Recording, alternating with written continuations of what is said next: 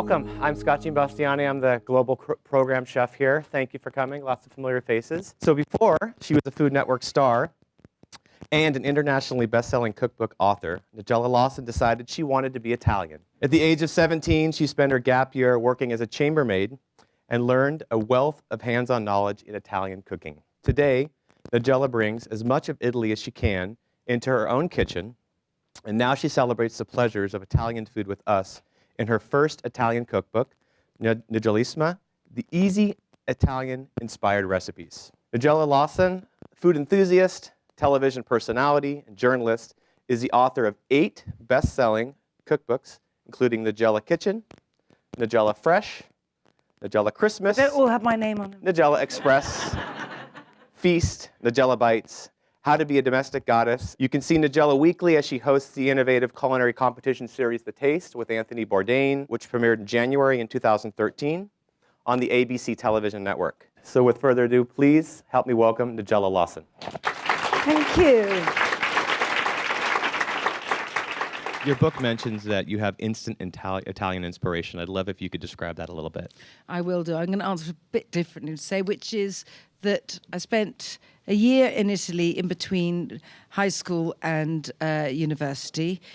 We have something called a gap year, which I think everyone should have. So you don't think of college as a continuation of just being at high school. You learn about the world and you realize how lucky you are to spend 3 or 4 years studying rather than doing what I did, which was clean restrooms in a hotel in Italy. However, I learned about being Italian and I learned to speak Italian and cook Italian.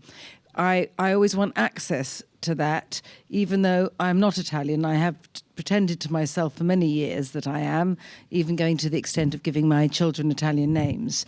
However, as I did say, that we have to be authentic, and that is not suddenly pretending to run some sort of Disney World Italy. It's about bringing in the experience we have in life and accessing them at the same time as being true to who we are, the traditions, cooking and otherwise, that we've inherited, that we've lived through.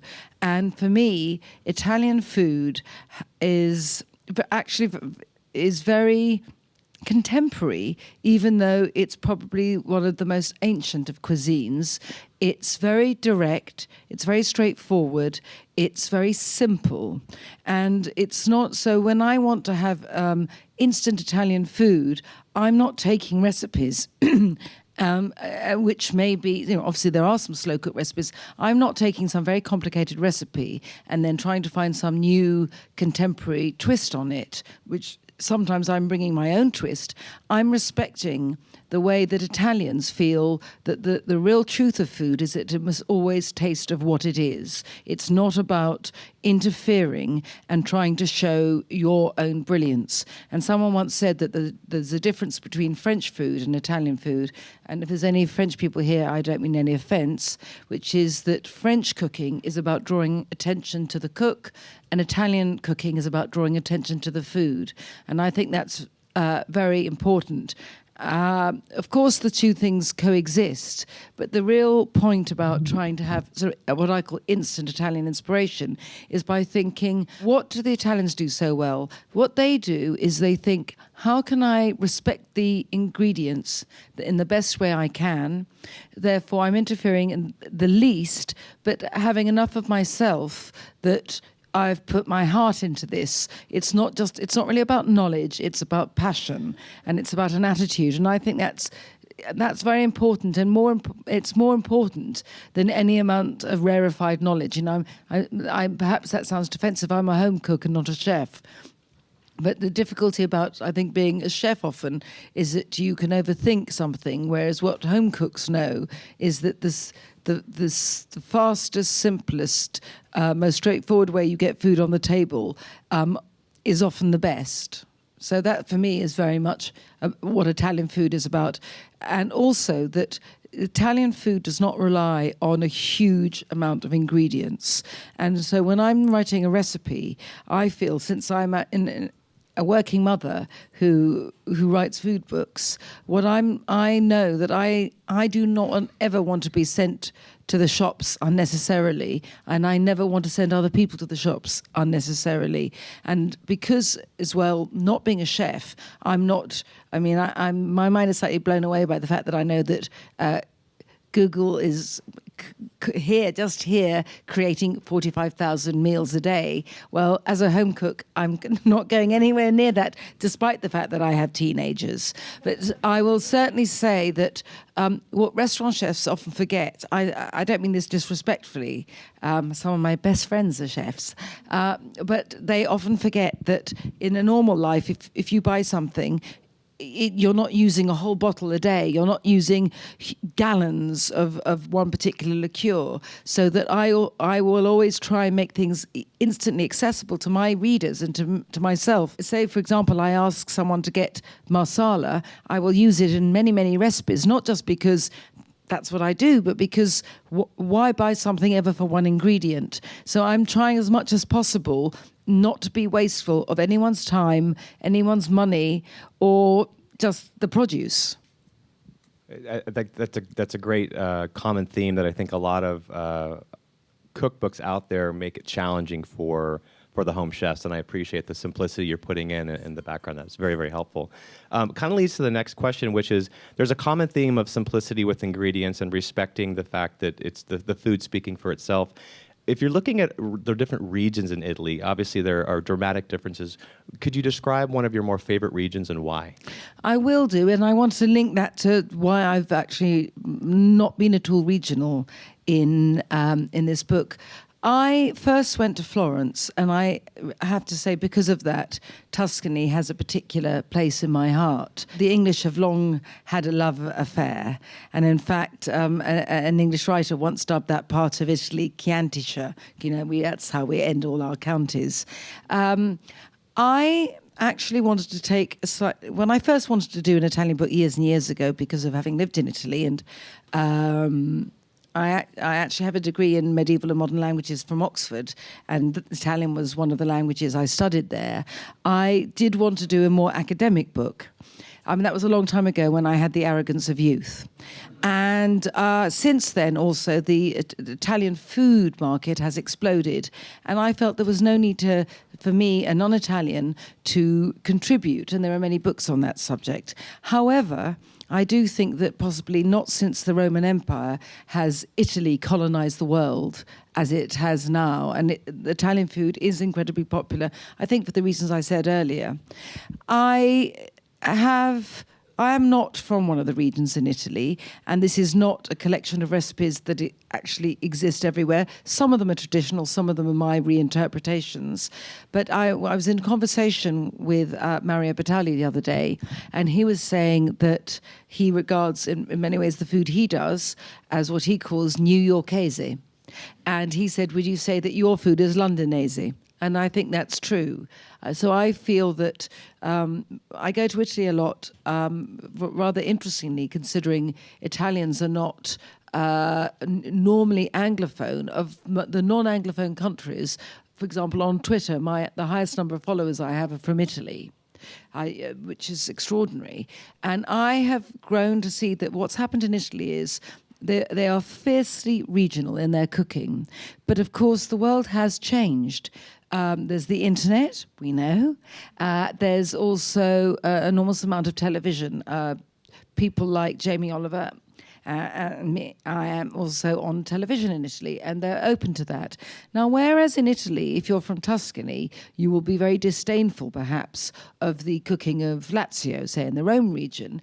Italians are becoming very, very interested in the food that hitherto has been sort of closed to them through TV, through the internet. That exists. So, for example, most Italians now, they've heard of American muffins. They cook them. They use that word. They're very interested, particularly in the Anglo-American baking tradition. So I feel that, in a way, that the food I offer is a new region of Italy. It's those of us who don't come from Italy itself, but who are so inspired by their food. So you mentioned technology, and I'm sure this question's going to come up, so I'm going to ask it now. Social media, how has it played a role in your life, especially with your career now? Well, I've never quite come to terms with Facebook, but I absolutely adore Twitter, and I tweet pretty much everything I eat, and unfortunately that's an awful lot.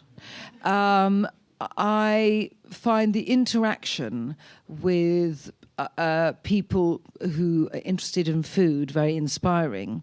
And I also feel there's something I feel very strongly about life, which is that there are certain areas which are very important in our lives, but somehow the amateur has been disdained in the most important areas of it all. We live in an age which pays too much respect or reveres sometimes inappropriately the expert. And the two areas I'm thinking of are eating and child rearing. Now, if you needed to be an expert in either, the human beings would have fallen out of the evolutionary loop an awfully long time ago. So I think what's very, very interesting about social media, about the whole way people can access information now, is that when I research a recipe, I don't go to the experts. If I'm interested in a particular recipe, it could be, say, pasta alla matriciana. I might go to just various recipes, whether they're written in English or Italian, of normal people who cook.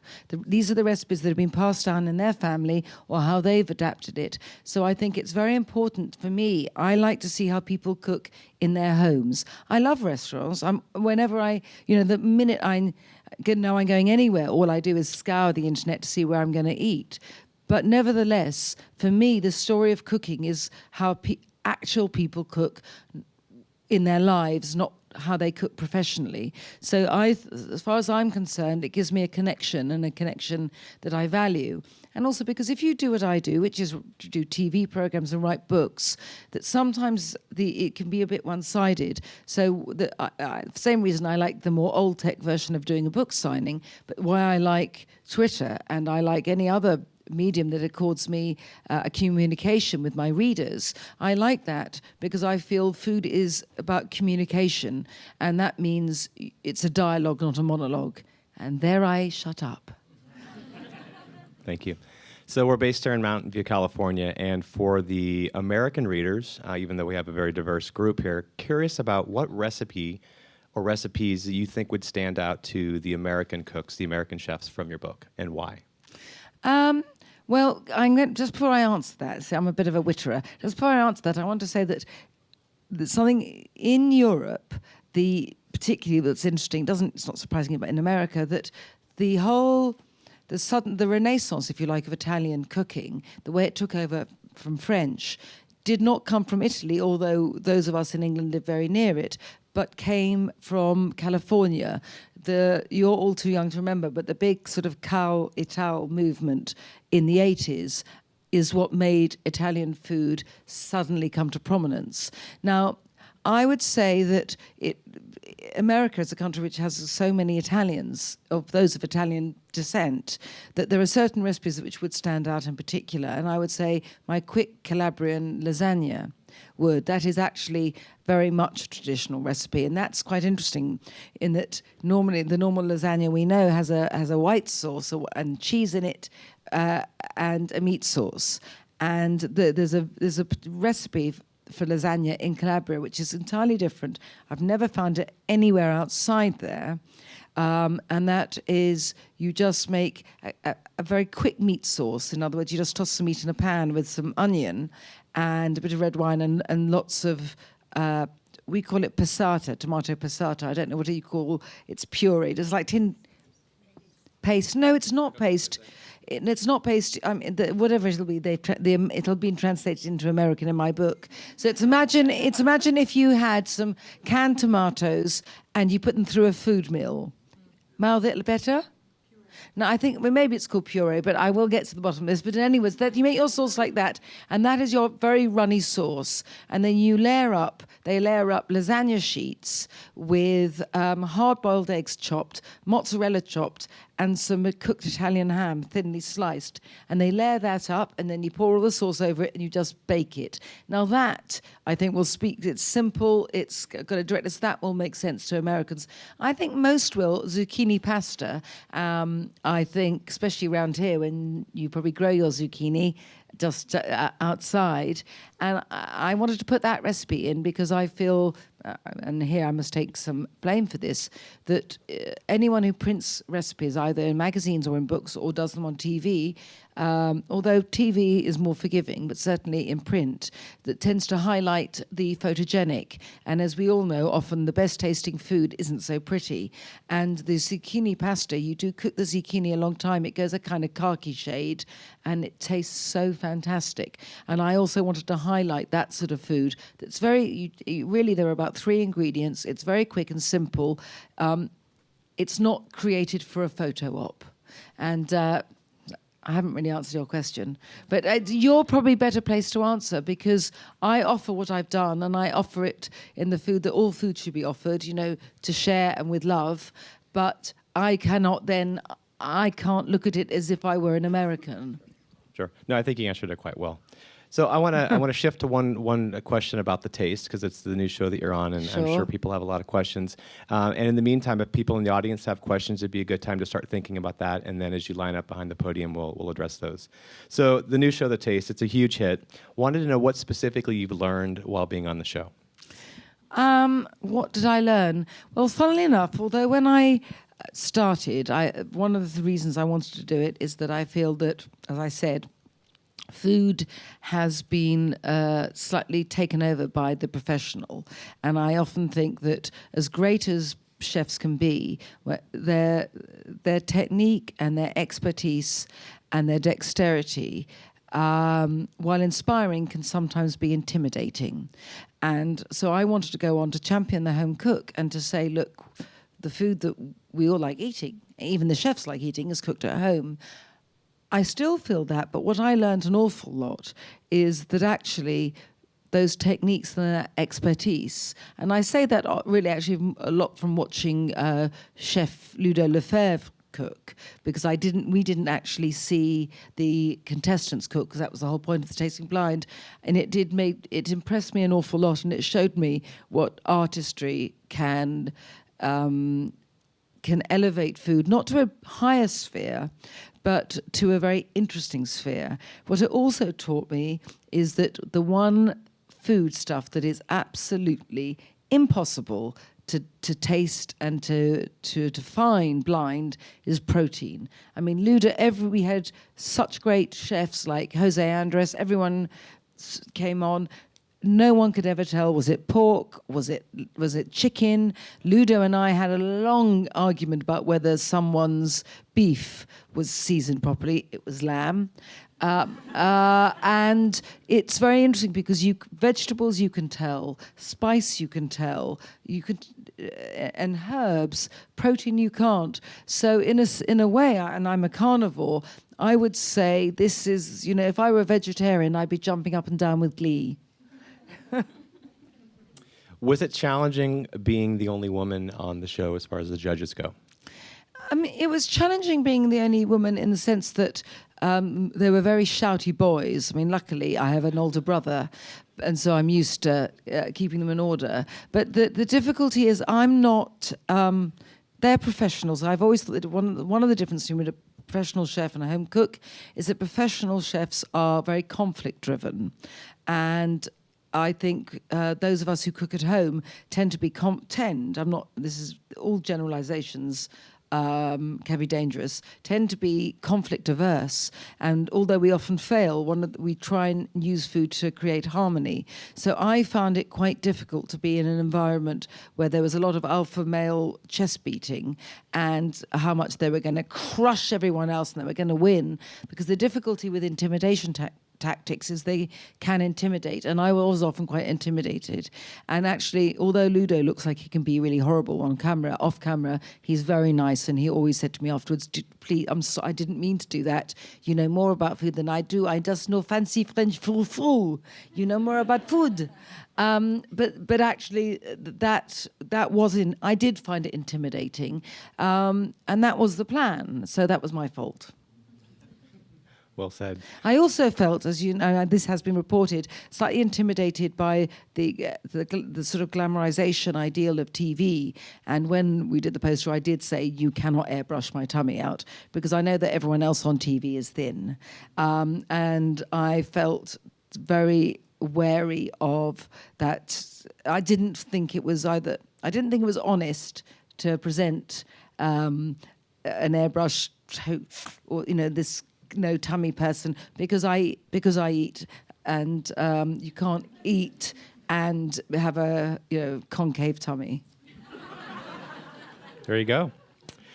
You mentioned in the beginning of the book you're trying to make it easier for the home chefs, and a question around basic ingredients. If you had to pick 5 basic ingredients to introduce chefs to this cookbook, what would they be? Okay, I'm going to start with alcohol, and that is simply this: is that I'm rare among the English, which is I don't open and drink a bottle of wine every night. And I find it when I follow a recipe and it wants some wine, I don't really want to open a bottle just for that. So I am a great champion of vermouth. We call it vermouth, but I'm going native now. And it is cheaper than wine. I mean, good vermouth is cheaper than good wine. And you keep it in your cupboard. I have pink, I have the rosé, it's rosato, I have red, and unfortunately, I think in the States mostly you can only get the sweet red, and white, dry white, so that if I need wine in a recipe, that I just unscrew the top, I use the bit splash that I need, I put it back, and it lasts like sherry lasts. So I feel that saves you money and is useful. And particularly when you're in a hurry and you're cooking fast, red wine generally takes a long time to cook out, whereas vermouth has already been mellowed, so you just put it in and you're ready to go. I feel that unwaxed organic lemons are very important, because when I use an ingredient, I like to use all of it. And lemon juice is an essential flavoring tool for me, whether it's in something you want sharpness or to bring out sweetness. But I like to use the zest, and I like to grate that in as well. But obviously, if it's been waxed, as most have, you're just putting wax in your food. So that is essential. I'm very unfashionable in that I like salt, but I really do feel it's important to get good salt. Most times I travel with my own salt. I think you call it kosher salt here. I use Malden or I use French fleur de sel, because otherwise I feel you go out and you've got lovely food in front of you and then someone puts some shaker with bathroom scourer on the table. So good salt is very important. I'm very fond of something that purists hate, which is garlic-infused oil, because on days when you crawl home and you're so tired that the idea of peeling garlic and crushing it make you feel like weeping, just having that mild garlic is very good. Also, the Italians don't over-garlic. A way of what the Italians do, and this is also an important ingredient, is use olive oil, and then you put a peeled clove of garlic, and you cook it until it's golden, and then you get rid of it. They do not put huge amounts of garlic. And the last thing I would say is, everyone has been so brainwashed into using extra virgin olive oil all the time. Italians never, ever use extra virgin olive oil to cook. It's very expensive. When it's heated, you lose the taste. Always buy regular olive oil to cook with. Extra virgin olive oil goes on after you've cooked. A teeny drop and you have that fantastic fragrance, but it is both wasteful and unnecessary to use it when you're cooking. And not least as well is that the smoking point, I think, of extra virgin olive oil is lower than of regular olive oil. So if you're going to cook anything at high heat, it'll burn faster. So now you have it, 5 easy ingredients to get started. I may not have done 5. I am enumerate. I think you got it. So, in the beginning of your travels through Italy, you make some references about eating on a budget. Any tips? Yes, certainly. I have a recipe here which I lived on when I was young, and I cook an awful lot now, and it's called Eggs in Purgatory. There are many. I have referred to it. Some people think there may be some reference to Dante. I have gone into it at some length in there. I won't now, which is simply you get a skillet, you put a bit of olive oil, you know what sort, a bit of garlic, some oregano, and some chili flakes, and then you open a can of diced tomatoes, which you put in. You crack open as many eggs as you need. You then you grate over some parmesan, and you cook it for about a few minutes. It's the most fantastic. I mean, it's great if you're hungover. I know none of you here ever would be. It's fantastic when you want something quick, and it doesn't cost very much, but it's good food. It's real food, and just a hunk of lovely bread, such as you get a lot around here, and you're away. Great. If audience has questions, please start lining up. I'm going to continue. So what would you say, if any, other than what you've discussed, are some key takeaways from the book? And one of the key takeaways that I had right off the bat is you telling people to read through the recipe first, which I thought was great, and you're emphasizing simplicity. Any other key takeaways from your point of view that you'd like to talk to the audience about?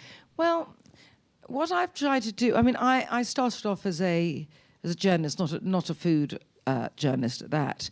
And for me, a recipe is a bit like a piece of journalism, and it has to adhere to the questions of, who, what, why, when, and, and why now? And I think that's what we should do when we're cooking as well. And I have tried to put each recipe in context. And I think that's what we all need to do. When you take a recipe into your life, it has to become yours. So although there are many recipes in here, I would say just choose some you like, cook those few over and over again, and then change them and make them yours. Because even though I write cookbooks, it's very important not to be enslaved by the tyranny of the recipe. I know that everything works. I test everything in my own home. I feed my children and my friends. And the baking recipes, I do a quadruple testing by sending out to people who use different ovens. I know everything works, so you can rely on that, use them, and then change it, because cooking has to be authentic to who we all are personally. So I want to share what I've got, and then you add what you've got. And if any of you want to let me know how you've changed things. I sometimes change things in further editions. If readers say to me, you know what, I changed it a bit, I did that, I will change a recipe in later editions, because as I say, it's about communication, and you must always remember to put yourself in your cooking, because that's life. And if you don't do that, you're not really part of the recipe and of the dish yourselves.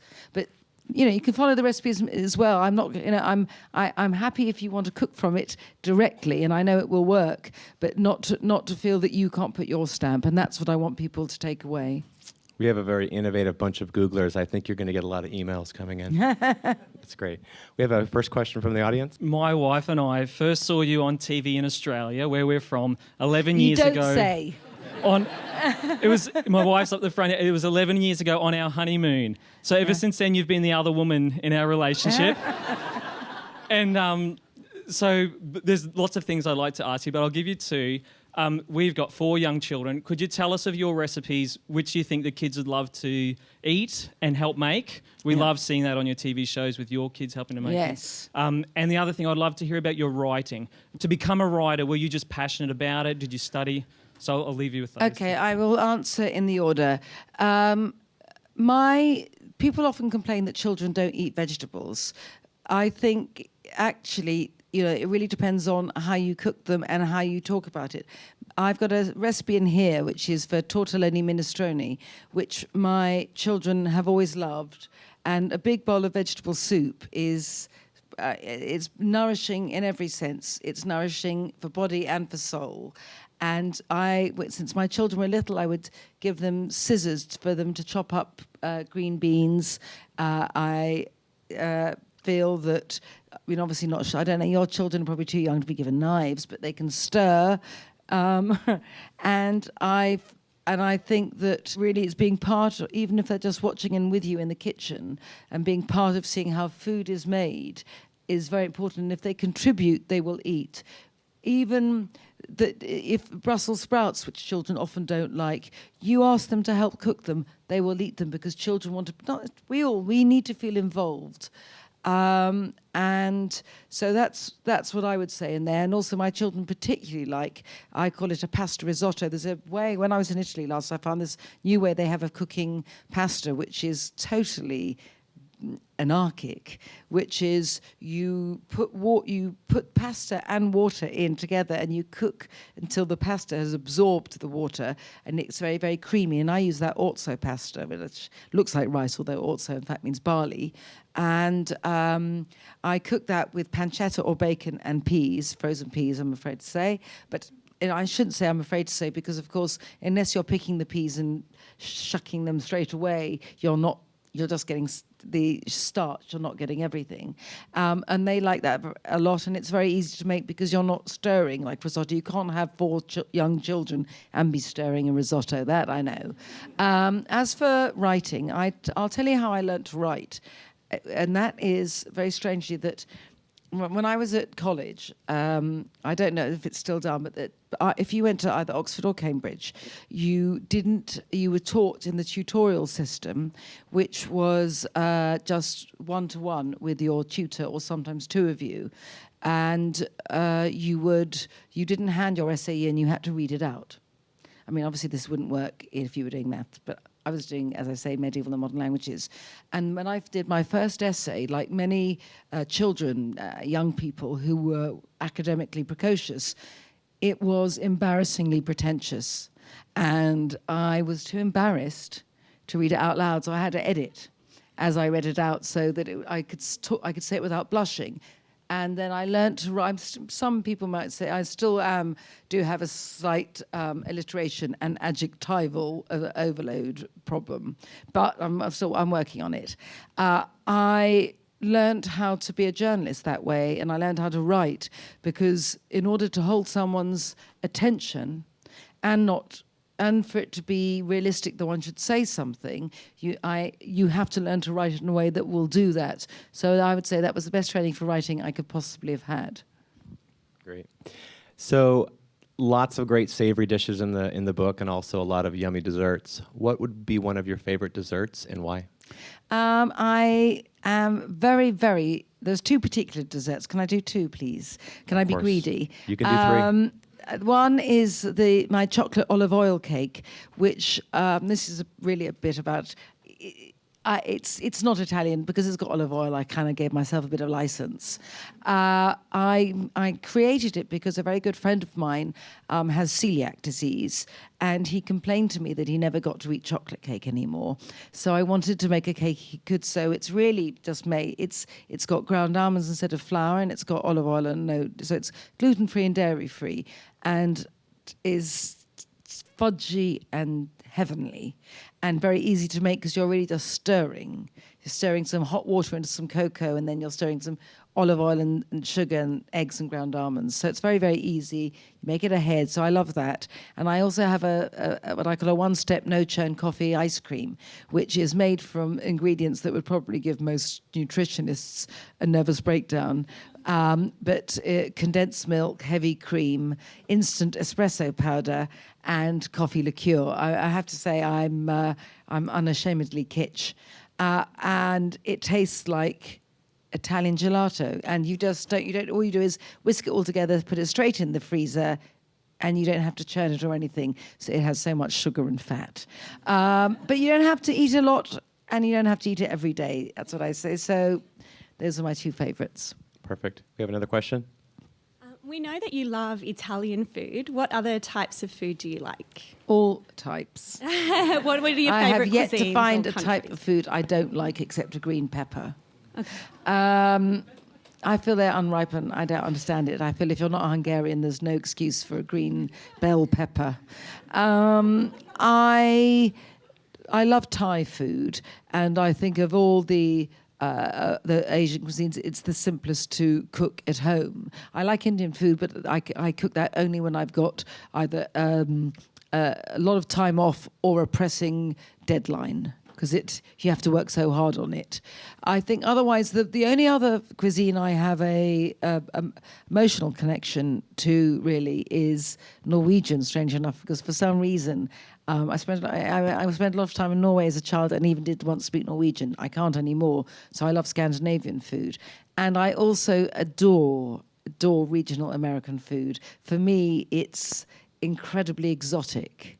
And I collect all those, like, I go around America and I collect all those spiral-bound recipe books that I know churches or communities put together of their recipes, and I love that.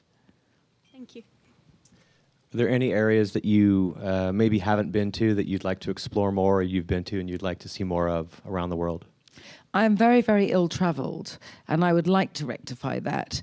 It's partly because I have children. I mean, they're getting older, but as they get older, they still need you. And I very much regret. I do this work and I love it, but I do it also so that I can work and be with my family. I mean, a bit like the environment here is that I want to live a life in which I feel completely integrated person, that I'm not a work person and not a work person. I'm just me. And the difficulty of that is that it means that much as I'd like to travel hugely, I want to be at home as well. So later on, when I'm an old battle axe, I'm getting near there. I am gonna go around the world, and I certainly would love to go to the Far East. I would love to. But I would love to travel. I think it'd be great to just say, right, for a year or so, I'm just going to travel and eat my way around the world. Love it, love it, love it. So I have one final question, and it's maybe a glimpse of the future for you. Any future projects you can share? I really, really hate plans. I don't know if I don't know. Do you do Myers-Briggs at Google? Oh yes. Do you approve it or not? It's well okay, used. I'm ESFP. We don't plan. We do not plan. We're spontaneous improvisers, and if give me a form to fill in or a plan to have, and I dwindle, diminish, and wilt. I have a few things on the back burner. I just carry on, and I see what emerges. Brilliant. Thank you very much. Thank you. It's been a pleasure. Thank you.